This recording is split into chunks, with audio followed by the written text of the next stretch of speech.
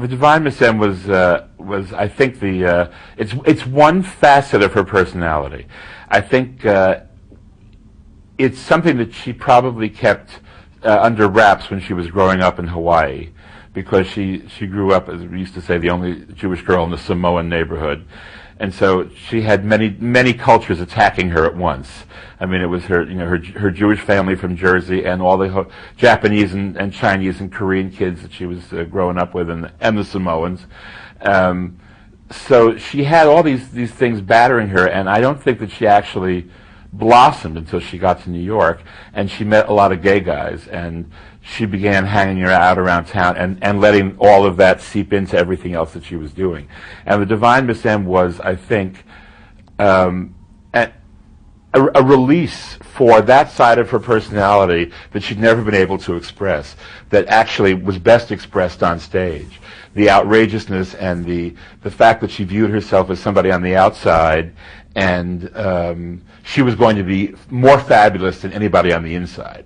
She was going to show how fabulous you can actually be, and not be considered one of the cool kids. And that was fueled by the men she met, and they gave her kind of an education. I mean, they took her to see shows, they took her to see movies. I mean, she absorbed all of this stuff sponge-like, and she absorbed a lot of their mannerisms. And so a lot of what the Divine Miss M did was stuff that she saw hairdressers do. Bud Friedman used to say, when she first started out, she had a hairdresser on Fiddler on the Roof named Bill Hennessy, who wrote a lot of material for her. And she went to Bud Friedman, who was managing her, and she said, I want to hire this guy to write for me. He's my hairdresser. And Bud said, well, Bet, now that you're actually happening in show business, a lot of people are going to want to write for you.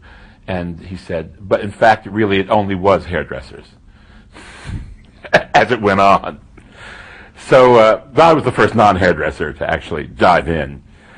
But all these guys that she met, she began taking various things from them and synthesizing them. I think the Divine Miss M was a combination of all that kind of stuff. So like a lot of drag queens that you see, she was like a female impersonator.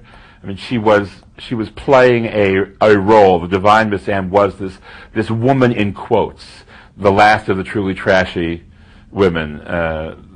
Everything you were afraid your little girl would grow up to be, and your little boy too. It was a larger than life character, and that was what I think she had been waiting to find, that because it was an extension of a part of her personality that she'd never really been able to express.